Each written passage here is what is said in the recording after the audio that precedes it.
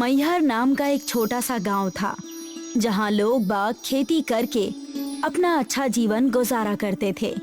वो गांव अपने सरसों की खेती के नाम से जाना जाता था।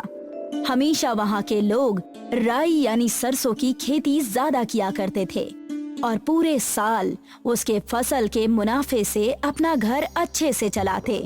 उसी गांव में सुधीर अपनी पत्नी के साथ रहता था।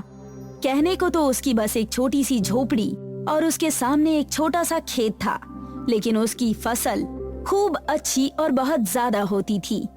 इस बार की फसल भी शानदार दिख रही है। इसे बेचकर हम कम से कम 6 महीने सुखी से रह सकते हैं। हाँ, इस बार इन राई का मैं तेल भी निकालूंगा, उससे भी हमें बहुत ज्यादा मुनाफा होगा। ये तो बड़ी अच्छी बात है जी, हम उससे घर भी बनवा लेंगे। सुधीर अपनी पत्नी के साथ सरसों लेकर राशन की दुकान पर जाता है, जहाँ पहले से भीड़ देखकर दोनों चौंक जाते हैं। यहाँ इतनी भीड़ क्यों लगी हुई है? क्या बात है? तुम्हें पता नहीं क्या, गांव में सबके सरसों यानी राई नील गाय खा गई और कुछ के रख रख के सड़ गए। जिसके पास भी अब सरसों होगा उसे बहुत पैसे मिलेंगे। लेकिन हमारे सरसों तो बिल्कुल सुरक्षित हैं, तो क्या हमें पैसे मिलेंगे? बिल्कुल मिलेंगे, और वो भी ज्यादा मुनाफे के साथ। सुधीर खुश होकर राशन के दुकानदार के पास जाता है। ये लीजिए मेरे खेत के सरसों, ये बिल्कुल अच्छे और साफ हैं। ये तो बहुत सुनहरी राई है। इस राई को मैं लेकर रख लूंगा, लेकिन इसके पैसे बिल्कुल नहीं दूंगा। अच्छा, अगर ऐसी बात है तो एक काम करो, ये सरसों यहाँ रख कर चले जाओ। तुम्हें पैसे अगले महीने मिल जाएंगे, पूरे 1000 रुपए। पैसे अगले महीने क्यों? ये कैसा न्याय है? एक काम करो, अभी कुछ पैसे ले लो और मेरे दुकान में काम करो। 1 महीने काम करने के बाद अपने काम और सरसों के पैसे दोनों लेकर जाना। ये मुझे मंजूर है, लेकिन तब मैं पूरे पैसे लेकर जाऊंगा। दुकानदार सुधीर से दिन रात मेहनत करवाता है। पूरे दुकान की साफ सफाई, राशन ढोना और उन्हें लोगों के घर पहुंचाना। और सुधीर अपने हक के पैसे के लिए पूरे महीने उस राशन के दुकान पर काम करता है। अपने पूरे पैसे लेकर ही आइएगा, पूरे 1 महीने हो गए हैं। तुमने सही कहा भाग्यवान, उस खूसट दुकान वाले से मैं अपने पैसे लेकर रहूंगा। सुधीर दुकानदार के पास अपने पूरे सरसों और मेहनत के पैसे लेने तो चला गया, लेकिन दुकानदार ने उसे पैसे देने से इनकार कर दिया। बड़ा आया पैसे लेने, 2 कौड़ी का मजदूर। सरसों सारे गांव का अच्छा था। मैंने तो बस उनसे झूठ कहा था कि सरसों सड़ गए हैं ताकि मैं वो ले सकूं। और तो और कोई नील गाय जैसा कोई जानवर नहीं है। सारे के सारे सरसों को मैं और मेरे आदमियों ने चुराया है। तुम्हें ऐसा छल कपट करके क्या मिलने वाला है? 2 वक्त की कमाई तो तुम अपने दुकान में कर ही लेते हो। गरीबों का पैसा खाकर तुम्हें कोई सुख नहीं मिलेगा।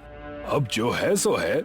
तुम अगर ये बातें गांव में जाकर बताओगे तो मैं सबसे कह दूंगा कि तुमने मेरे दुकान में चोरी की है। तुम्हें मार भी पड़ेगी और पुलिस थाने भी जाना पड़ेगा। मैं ऐसा कुछ नहीं करूंगा। ऊपर भगवान है, वही दूध का दूध और पानी का पानी करेगा। सुधीर दुकानदार से अपने मेहनत और सरसों के पैसे बिना लिए ही वहाँ से चला जाता है और घर आकर अपनी पत्नी को ये सारी बातें बताता है। आपने उससे कुछ कहा क्यों नहीं?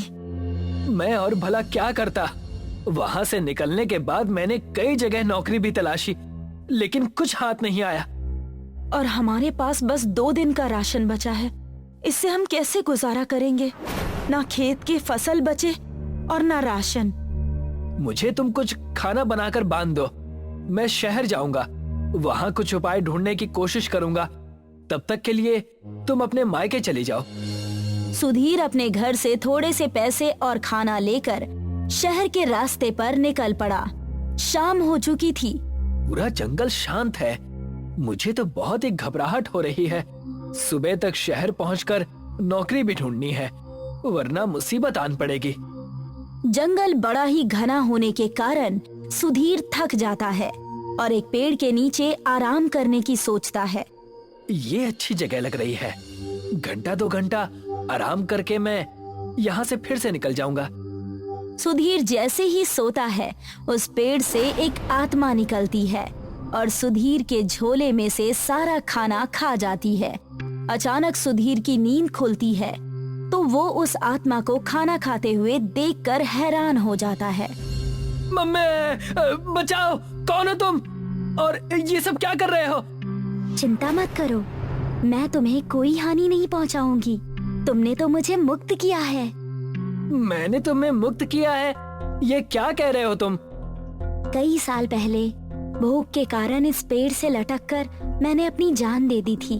आज तुमने मुझे अपना खाना खिलाकर मुझे मुक्त कर दिया और इससे खुश होकर मैं तुम्हारे जीवन की सारी समस्या सुलझा दूंगी।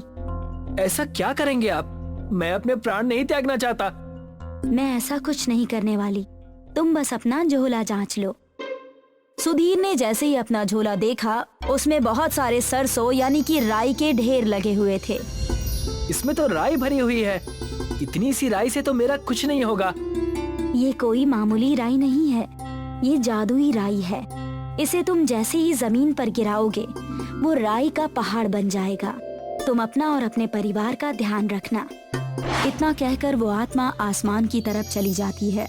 सुधीर भागा भागा राई का झोला लेकर अपने घर दोबारा पहुंचता है और सारी बातें अपनी पत्नी को बताता है। तो आप इंतजार किस चीज का कर रहे हैं?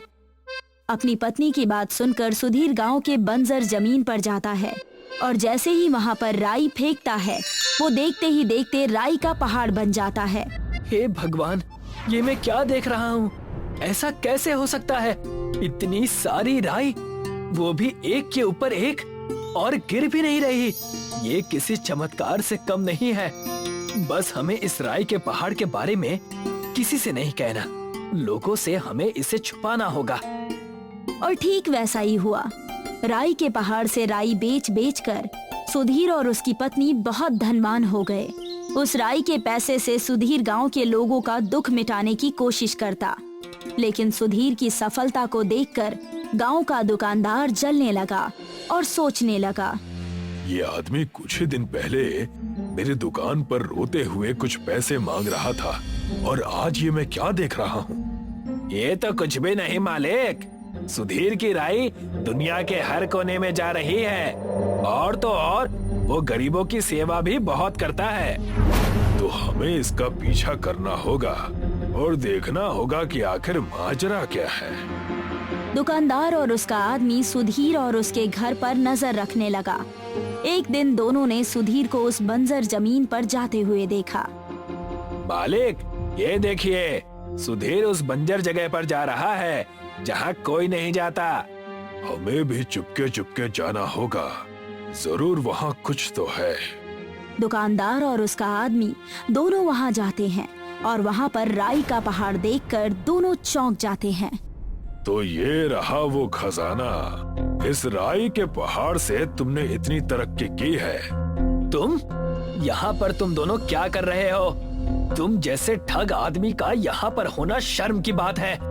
दुकानदार सुधीर की बात को ना सुनकर राई के पहाड़ से राई यानी सरसों निकालने की कोशिश करता है। जितना वो राई लेने की कोशिश करता उतनी ही वो फिसल कर गिर जाती। ये मेरे हाथ क्यों नहीं आ रही?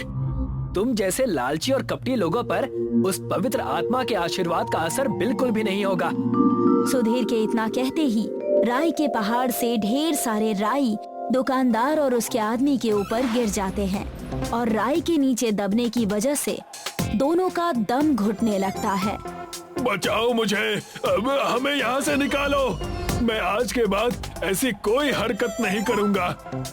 कृपा करके बचाओ, मुझे भी बचाओ।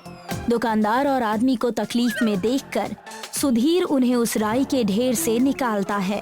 मैंने तुम्हारे जीवन में इतनी कठिनाई लाई, मैंने तुम्हें जीवन में इतना कष्ट दिया, अभी तुमने मेरी जान बचाई, मुझे माफ कर दो। दुकानदार को उसकी सीख मिल गई और सुधीर ने उन्हें माफ कर दिया। उसके बाद सुधीर खुशी खुशी अपने परिवार और मैहर गांव वालों के साथ रहने लगा।